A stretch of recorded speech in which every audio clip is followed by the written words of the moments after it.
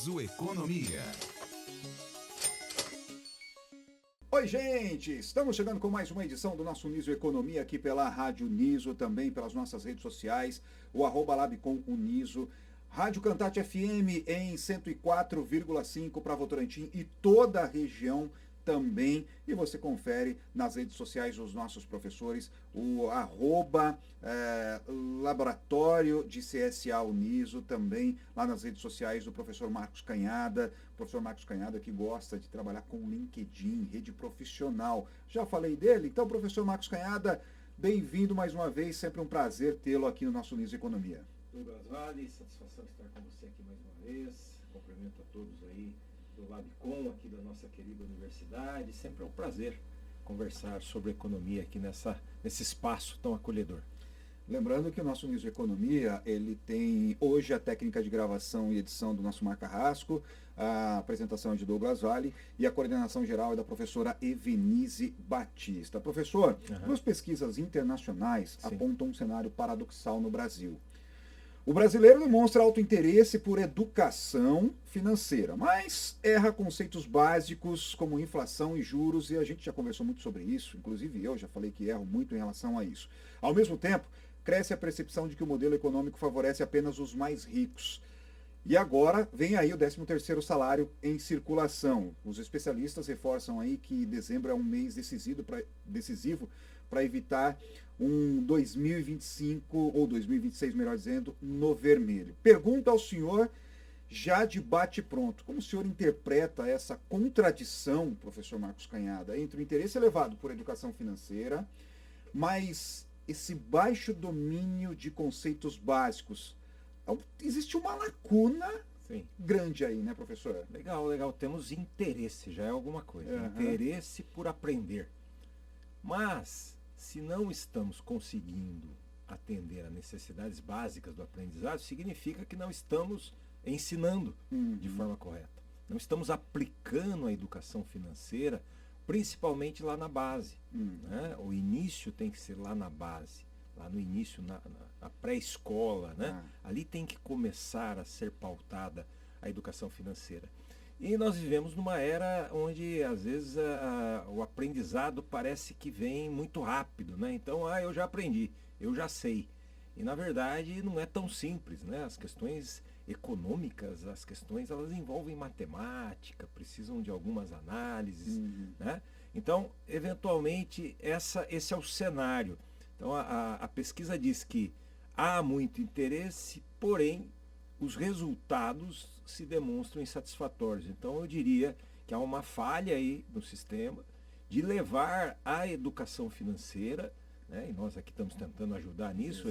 Esse é um esforço sempre. Eu, sempre que possível, estou fazendo palestras, né? Preparando mecanismos para tentar fazer com que essa educação chegue à sociedade. Esse nosso canal é um caminho, né? De forma a despertar as pessoas para o entendimento e praticar depois de aprender. Primeiro precisa aprender de forma eficiente para depois praticar de forma adequada aquilo que se foi aprendido. Né? Então, eu acredito que exista aí um pouco disso. As pessoas menosprezam um pouco o aprendizado. Né? Aprender é difícil. Né? Você tem que ler, às vezes, uma, duas vezes. Dedicação. Né, dedicação. Então, já aprendi, eu já sei. E aí você começa a enfrentar dificuldades, porque você, na verdade, não aprendeu da forma adequada para enfrentar os desafios que são muito elevados nessa questão de renda baixa. Nós vivemos num país subdesenvolvido, né? Importante aí na pesquisa também você falou dessa questão das pessoas entenderem que é um sistema injusto, né? É um aspecto importante. Nós vivemos, isso é importante esclarecer, num sistema capitalista e vivemos num país subdesenvolvido. Características que dificultam muito o cenário de convivência com isso, né? O capitalismo tem o seu modelo, ele busca o quê? Eficiência, ele busca capacidades, né? E temos aí a questão do subdesenvolvimento, que faz com que a renda seja baixa, as necessidades altas, geramos sempre dificuldade de conviver nesse cenário. O senhor disse aí, né, nós falamos aqui, né, desse sistema econômico que para muitos só beneficia as elites. E até nós conversávamos antes, na hora de combinar essa pauta, que há, primeiro, o interesse em alguns momentos, o desinteresse por aprender a mexer com dinheiro em outros momentos, e aí essa sensação, principalmente dos mais pobres, se é que a gente pode dizer assim, de que o sistema financeiro, o sistema econômico, ele só beneficia as elites. Esse sentimento de injustiça se conecta à falta desta educação financeira formal que nós vemos, faltando a educação financeira lá da base, professor? Perfeito, é uma conjugação, as coisas estão interligadas, né? Esse cenário está totalmente interligado. A falta de base, de preparação, acaba levando a isso, porque o sistema ele diz o seguinte, ó, eu vou valorizar os mais eficientes. Esse é o sistema capitalista. Então fala, pô, aquele cara não trabalha e ele ganha muito. O sistema entendeu que o que ele faz é interessante e cria resultados. Não adianta você falar, não, vamos dar mais valor para, vamos pegar uma atividade qualquer aí, por exemplo, que é muito cansativa, faz muito esforço, por exemplo, carpir, né? Então, o sistema não vai dar valor para essa atividade, por mais que ela seja valorosa, por mais que ela seja trabalhosa, o sistema falou, não, isso aí tem pouco valor. Então eu preciso entender, dentro desse cenário, que eu preciso entender que eu estou num sistema que busca capacitação, eu preciso me capacitar cada vez mais para melhorar a minha renda. Enquanto não melhora a minha renda, eu tenho que entender de aspectos que estão colocados aí, que as pessoas demonstraram dificuldade, inflação, né? Como é que eu lido com a variação de preço, né? O preço subiu, mas eu vou fazer o quê? Alternativas, né? Isso está explicado nos conceitos substituir, pesquisar, reduzir, são aprendizados. Não, eu subiu, eu vou continuar comprando. Puxa, agora ultrapassou a minha renda, virei inadimplente. Aí entra sofrimento, entra tristeza. Isso sempre não é bom, né, dentro de um sistema. Mas está tudo muito interligado. É preciso que as pessoas, então, entendam o funcionamento do sistema que quer capacitações. E isso tem que fazer com que a gente vá buscá-las. E uma das captações aí, né, é exatamente entender como lidar com os recursos escassos, né, como trabalhar esses recursos escassos para que eu possa viver mais feliz dentro da minha possibilidade de renda. Professor, o senhor tocou num assunto aí que é até um tanto quanto sensível. Me permita perguntar e fique muito à vontade. O senhor sabe que aqui o senhor tem sempre muita liberdade para responder da forma que o senhor achar melhor. Mas é um assunto muito sensível. Quando o senhor fala uma atividade, por exemplo, de capinar um terreno, qualquer outra coisa, uma atividade, por exemplo, e aí eu trago essa questão, uma atividade de coletor, de gari, de empregada doméstica. A sociedade, nós como sociedade, e aí não sei se entra isso como uma questão mais econômica, ou mais social, mas nós como sociedade, quando nós falamos que essas atividades elas são extremamente importantes, e são extremamente importantes, o sistema é um pouco demagogo com esse tipo de questão, porque muitas vezes ele olha o sistema como um todo, ele olha para essa atividade, esse profissional que é importante, mas não dá a importância principalmente na remuneração, no valor agregado do trabalho que essa pessoa presta. A gente, como sociedade, de uma forma geral, é demagogo? Sem dúvida. Dizer que tem valor, e não há dúvida, temos atividades aí, né? Você citou coletor, né, de lixo, quem é que vai coletar se ficar lá? Só que não adianta, o valor está estabelecido pelo sistema, né? Valor é aquilo que se deseja pagar. Então, por mais que isso seja útil, tenha uma utilidade, o valor que está se disposto a pagar por isso é baixo. Então, eu tenho que entender o que o sistema está disposto a pagar mais. Quais são as regras desse sistema. E você não vai mudar isso. Não, vamos inverter por decreto. Então, vamos pagar mais para essas pessoas porque tem valor. Não vai acontecer. O sistema ele trabalha com remunerações dentro daquilo que gera no sistema capitalista lucro, busca de resultados. Então, eu tenho que entender que isso está posto, né? E por isso que a gente fala muito em educação, né? Transformei minha vida na educação, você transformou a sua vida, estamos transformando porque você está estudando, nós estamos sempre buscando otimizar para melhorar, nunca estamos satisfeitos, porque nós entendemos esse modelo do sistema. O sistema, ele quer que a gente tenha outras competências. Eu já tenho bastante, eu já fiz um mestrado, vai buscar outras coisas, porque o sistema vai se alterando muito rapidamente, né? Você tem que estar olhando para essas necessidades que vão sendo alteradas, né? Então eu sou da época lá eu não cheguei a fazer esse curso, mas quase fiz, da datilografia, né? Então era uma competência fantástica na década de 70, 80. Quem sabia, tinha escola aqui em Sorocaba, filas na escola e todo mundo treinando. Essa competência desapareceu, né? Ela não tem mais utilidade. Então, e hoje nós mesmos temos dificuldade para digitar num teclado simples de computador, né? E isso tem que ser desenvolvido. Como é que digita mais rápido? Como é que eu digito? Né? Eu tenho que desenvolver essa capacidade de entender, eu que vivi nesse período lá, tenho que me adaptar. Às vezes eu tenho dificuldade. Falo, minha filha mais jovem, ela está mais ligada nisso. Eu falo, filha, eu não consigo criar aqui. Ela fala, pai, aqui é simples, é só fazer isso. E eu falo, puxa, eu tenho que aprender a fazer isso também. Então aí eu começo a falar, se eu tenho essa incompetência, ela tem, eu preciso adquirir competências. Qual que é o papel da família nesse processo, professor? Porque o senhor traz aí a vivência com a sua filha.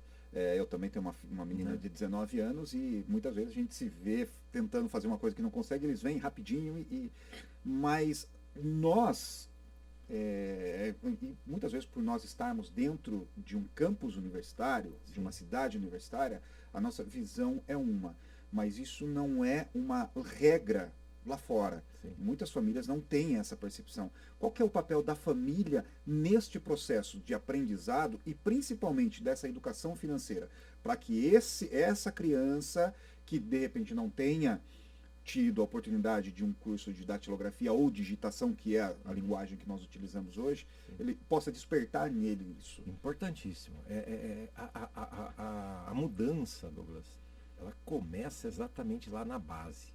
Esse é o segredo. Eu costumo dizer sempre, nós vivemos num país subdesenvolvido sem muita perspectiva de caminhar para o desenvolvimento. E na minha humilde opinião, pelos meus estudos, o segredo está em mudar a base.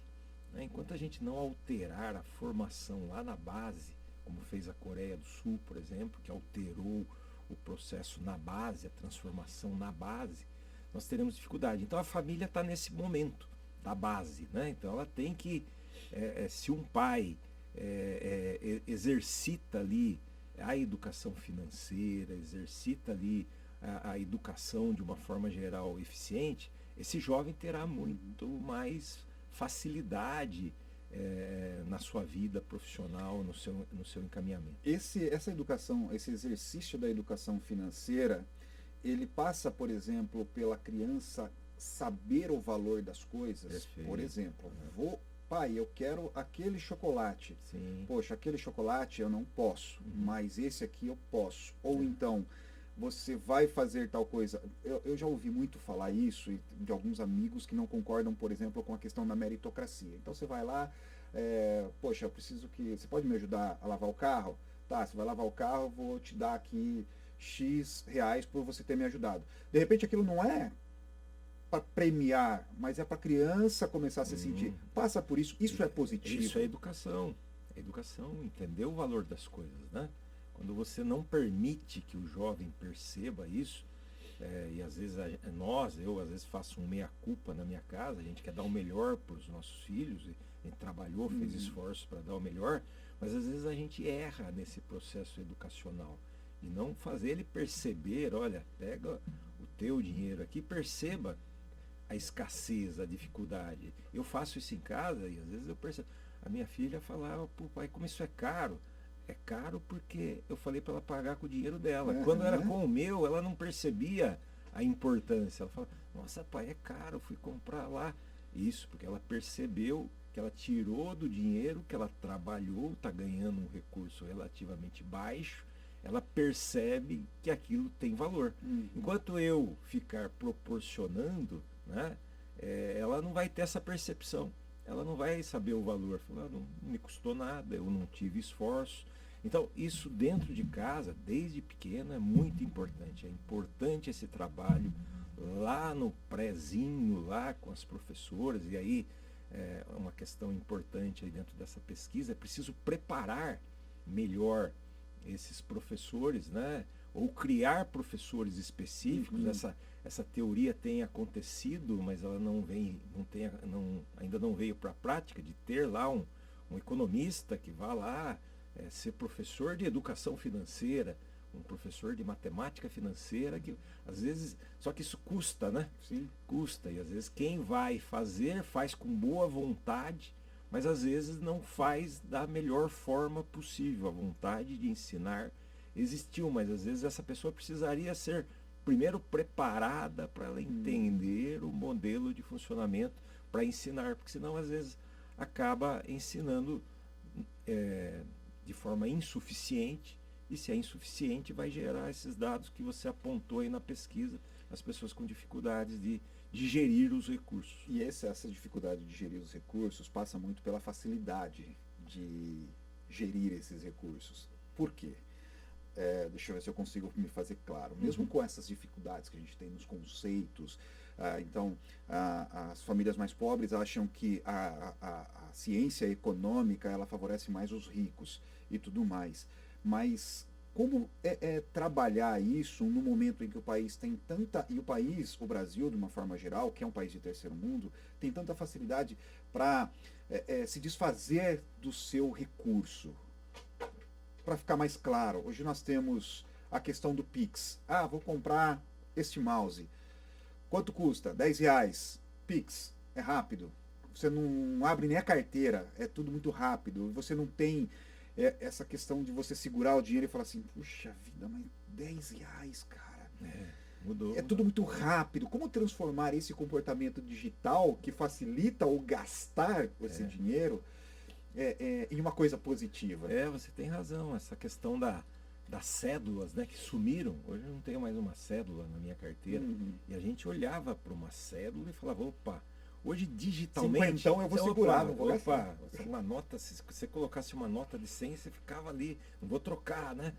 Hoje não, é digital, é tudo... Então nós vivemos num mundo de pagamento digital, mas numa era de ensinamento analógico ainda, entendeu? Então nós estamos com essa questão que cria aí uma dificuldade. São processos de mudança, né? Nós precisamos entender isso, e nós, como professores, temos que perceber esse novo modelo, né, de se trabalhar com dinheiro, essa velocidade digital dos pagamentos, né? E a velocidade é muito mais para que sai do que para que entra. Exatamente, ela sai fácil. Quando você está na carteira, hoje não, você vai digitando e vai fazendo Pix.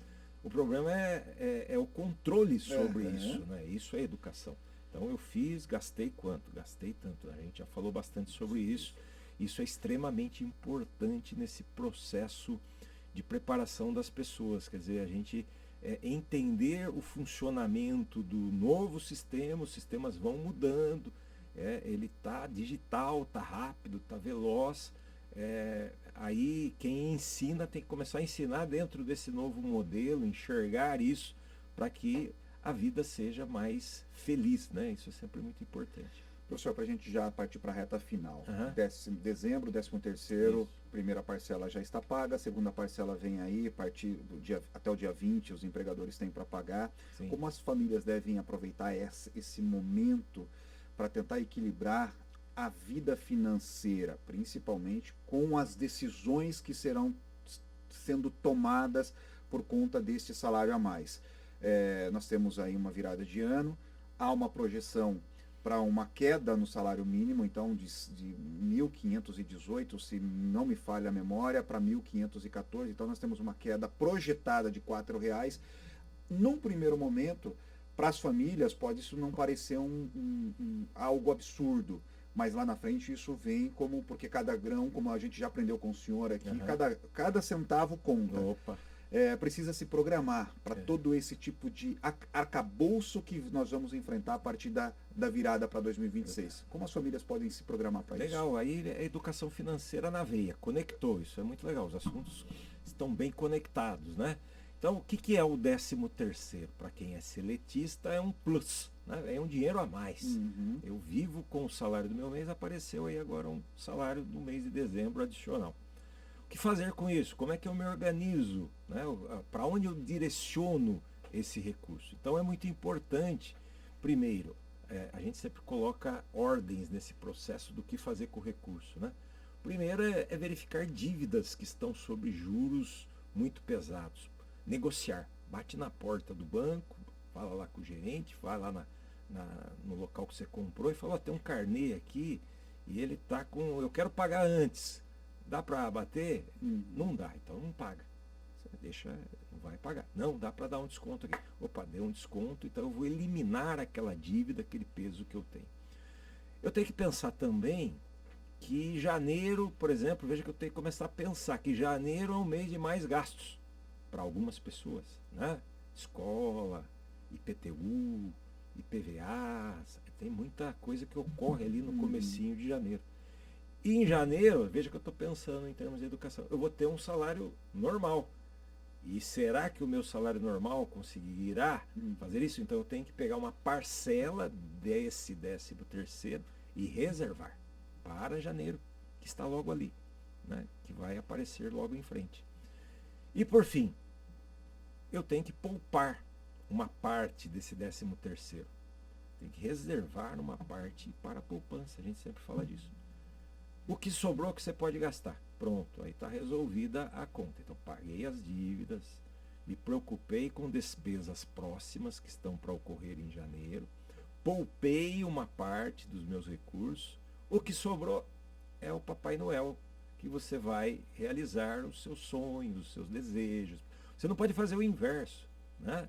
Entrou o 13º, então vou comprar os presentes, pá.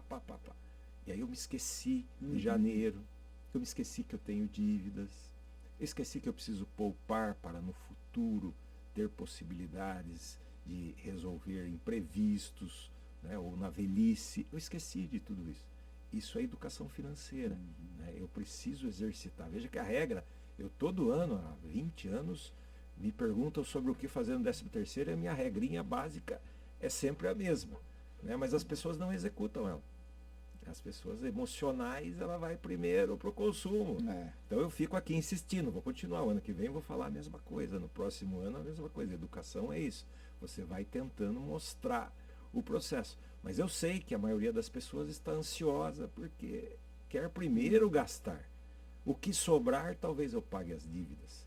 O que sobrar, talvez eu poupe.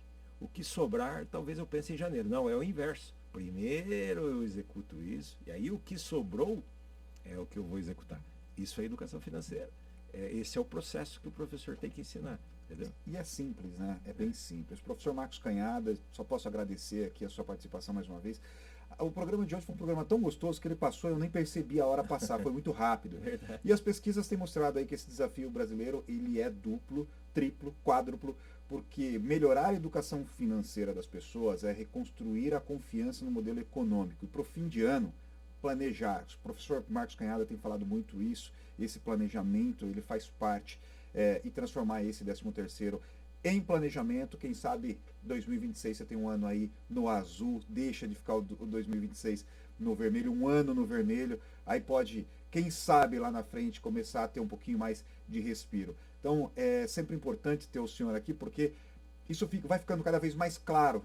As explicações da forma com que o senhor tem trazido tem deixado isso cada vez mais claro. Então, só posso agradecer mais uma vez. Não sei se nos veremos ainda neste processo, afinal de contas, nosso processo de aulas está se encerrando. Sim. Se não nos vemos, um Natal especial para o senhor, uma virada de ano mais especial com toda a família. E eu conto com o senhor aqui em 2026 com o nosso Uniso Economia. Estaremos aqui, Douglas. Eu também desejo a todos aí, a família Uniso, a família Labicom, né, a todas as famílias que nos ouvem, felicidades, né, saúde. É importante que a gente tenha esses elementos e aí essa preparação para lidar sempre com os recursos escassos na busca da nossa felicidade. Paz a todos, felicidades, desejo aí uma virada de ano com muita saúde, com muita caminhada firme, né? Com muita prosperidade, isso é muito bom. Felicidades. A gente tem pelo menos, ainda mais uma edição do nosso Uniso Economia até o final desta temporada, esta que é a nossa terceira temporada aqui no Uniso Economia. Então fica junto com a gente, participando sempre, mandando as suas mensagens pelo WhatsApp exclusivo aqui da Rádio Uniso. É só acessar radioniso.com, você já vai ter todas as informações, e também pela Cantate FM. Um grande abraço a você e, como eu disse, faça o convite, pelo menos ainda mais uma edição do nosso Uniso Economia até o final dessa terceira temporada, para a gente finalizar essa terceira temporada com chave de ouro. Até a próxima edição do nosso Uniso Economia. Uniso Economia.